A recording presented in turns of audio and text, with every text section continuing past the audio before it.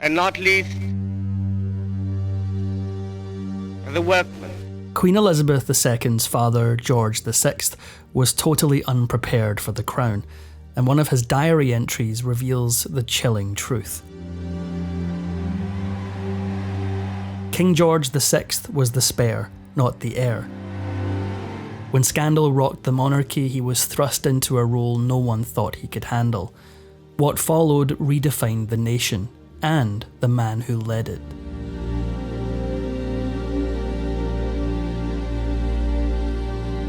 The future king was born during the reign of his great-grandmother, Queen Victoria, and was christened Albert in honour of the late prince consort.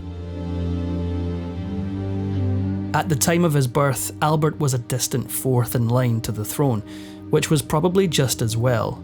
He fell ill often, he was easily frightened and somewhat prone to tears. He struggled with stomach problems and knock knees in his youth, and a pronounced stutter haunted him for much of his life. By 1910, both Queen Victoria and Albert's grandfather, King Edward VII, had died. This moved Albert to second in line to the throne. However, with a healthy older brother, Albert was still not expected to take on the crown. Instead, he focused on his studies at the Royal Naval College. Although Albert began to train on ships and worked his way to the rank of midshipman, he never took to the sea. He suffered from seasickness. He did briefly see combat during World War I. First, he was medically evacuated to Aberdeen only 3 weeks after the outbreak of conflict due to a bout of appendicitis.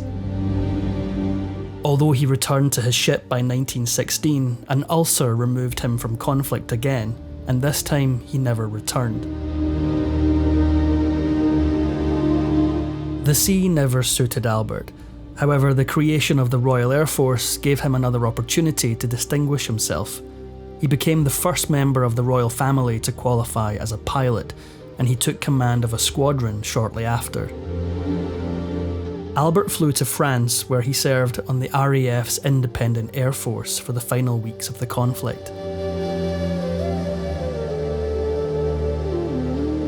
Although no one expected him to become king, he was still a member of the royal family and still had royal obligations. In 1920, a few months shy of his 25th birthday, his father bestowed 3 new titles on him. As such, Albert began representing his father, particularly at industrial work areas like coal mines. He became known as the Industrial Prince. Unfortunately, he remained very obviously uncomfortable in public. His stutter persisted, as did his embarrassment over it, which likely didn't help when it came to another, more romantic royal duty. The King and Queen gave Albert a fair amount of freedom in choosing his future wife.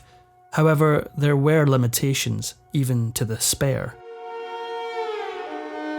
In 1918, Albert met Sheila Chisholm, a married Australian socialite, through his brother. Edward was carrying on with Chisholm's best friend, Frida Dudley Ward. Albert was quite fond of Sheila Chisholm. His parents were not. The pair continued to see each other for 2 years before the king intervened. He offered his son the Dukedom of York in exchange for the end of his relationship with Chisholm, which Albert accepted.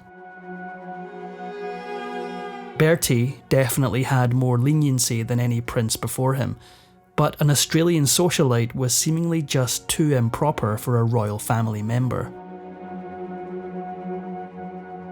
That same year, Albert bumped into Lady Elizabeth Bowes-Lyon for the first time since childhood. He was smitten, but Elizabeth was less certain. Traditionally, princes of Albert's standing married princesses, but in an attempt at modernism, the king and queen stood ready to permit Albert to marry a well-standing peer. However, that didn't mean Elizabeth was willing to step into the spotlight. Albert proposed in 1921, and she turned him down, fearful of the trappings of being a monarch. Despite her reluctance, Elizabeth was welcomed into the royal family, even acting as a bridesmaid at the marriage of Albert's sister, Princess Mary, in 1922. When Albert proposed again a month later, she refused. But Albert was determined. The third time that he proposed, Elizabeth accepted, and they married in Westminster Abbey on April 26, 1923. The couple had 2 children, Margaret and Elizabeth. Albert continued with his expected royal duties, Elizabeth often joining him on royal tours. However, public speaking continued to be difficult for him. He still stuttered, making speeches painful for both himself and his audience. After a particularly grueling speech at the British Empire exhibition in October 1925, Albert faced the fact that something needed to be done. He needed help with his speech impediment if he was going to continue in his royal duties. He hired a speech therapist, Australian-born Lionel Logue. Logue prescribed regular vocal and breathing exercises to help Albert relax and feel more confident in his speaking. Albert hired Logue in 1926, and by his 1927 tour of Australia, everything changed. Albert spoke confidently during the opening of Canberra's new Parliament House. Logue remained present in Albert's life, supporting him before major speeches until the late 1940s.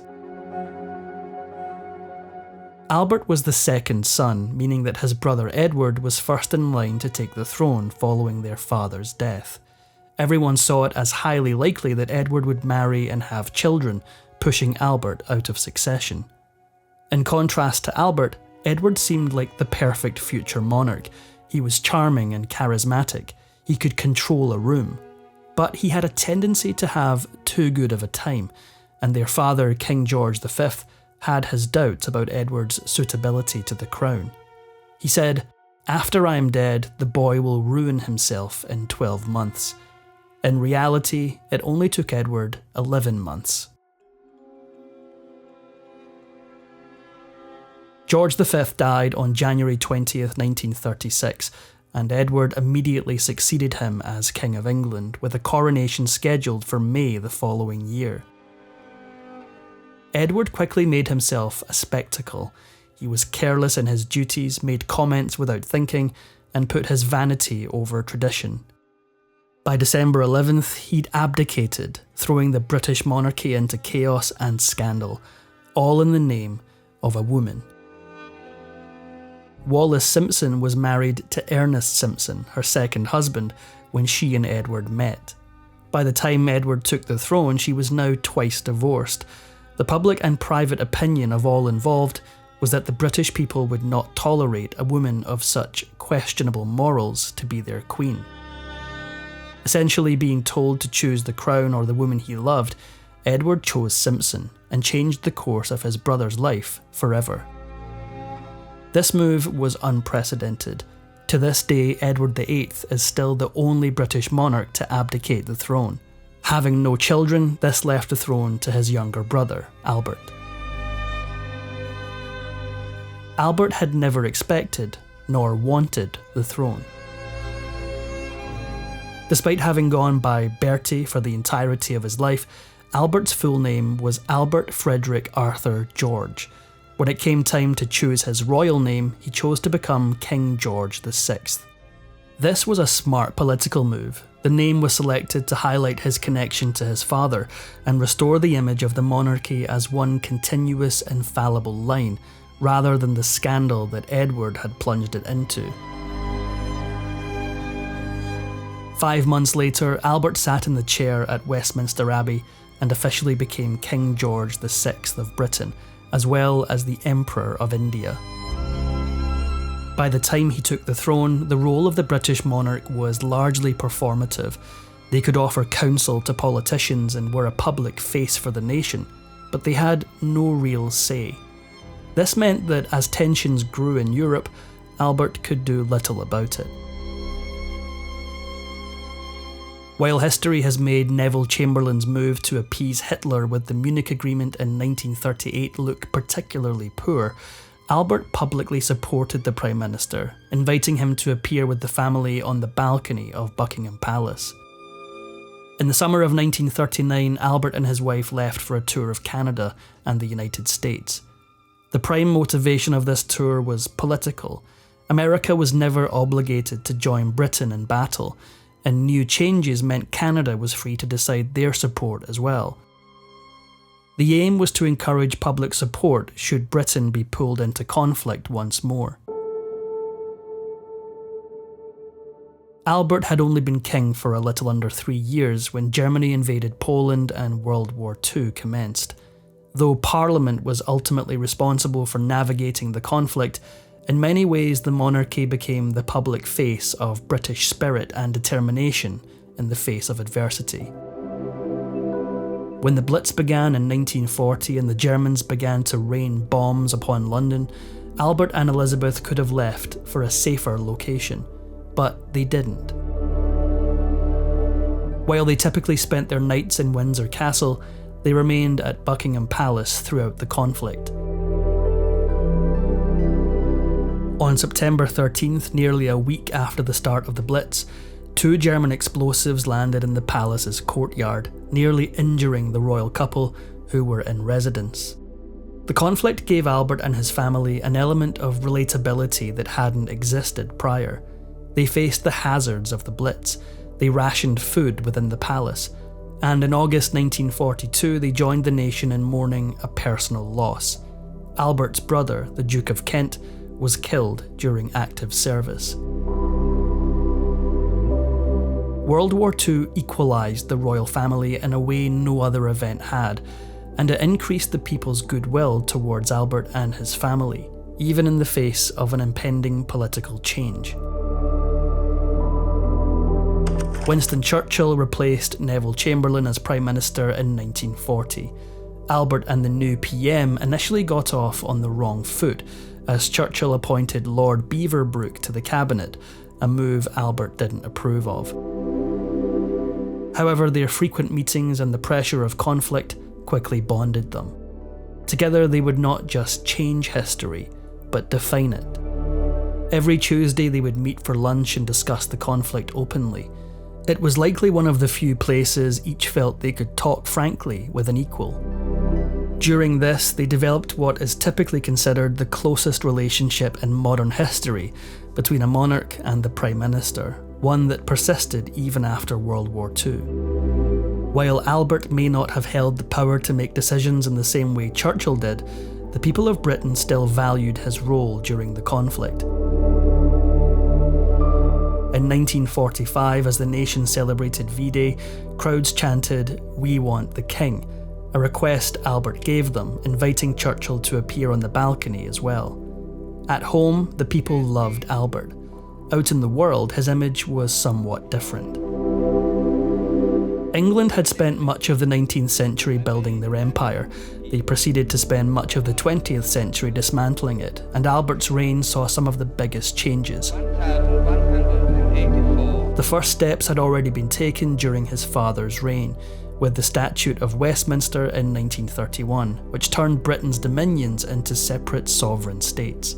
The rest would crumble following World War II. By the end of the 40s, they would become a commonwealth, with many sovereign states connected to the monarchy through formality alone. India had been fighting for independence for some time. They'd also been struggling with internal religious struggles. The separation of India and Pakistan in August 1947 was a first move in handling both these issues. The Empire of Britain was well and truly sunk by the time that Albert's reign ended. Albert had struggled with many health complications early in life. As he aged, these problems only grew worse. March 1949 marked the start of his decline.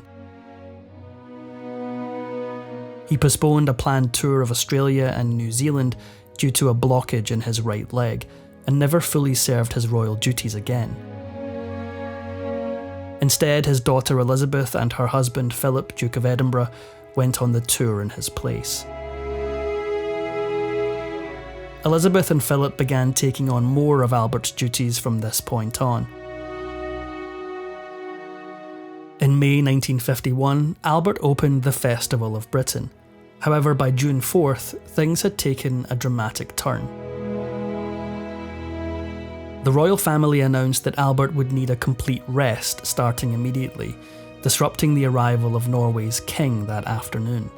3 months later, after the discovery of a tumour, half of Albert's left lung was removed. Although he gave his Christmas broadcast that year, it was recorded in sections and spliced together.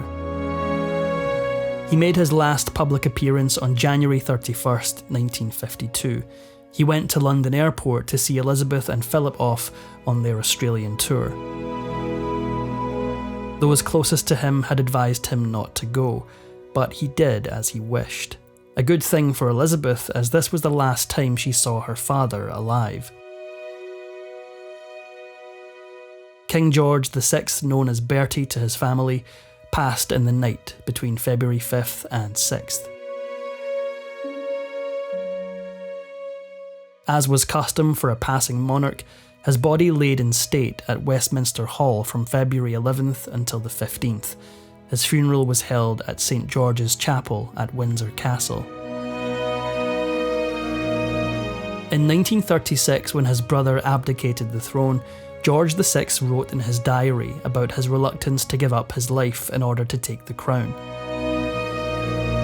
He wrote that he broke down and sobbed like a child when he told his mother the news of his brother's abdication. However, this reluctance soon turned into a sense of patriotic duty that changed the world. In Albert's own words, he inherited a rocking throne that he tried to make steady again. His brother's actions could have sunk the monarchy at a time when approval was already lowering. Instead, Albert's calm acceptance of leadership, combined with the existential threat of war, ushered the monarchy into a modern world.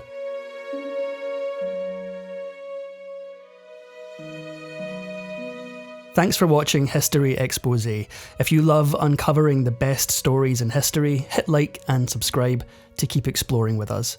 Don't forget to visit our main page, Factinate, for more incredible facts about everything.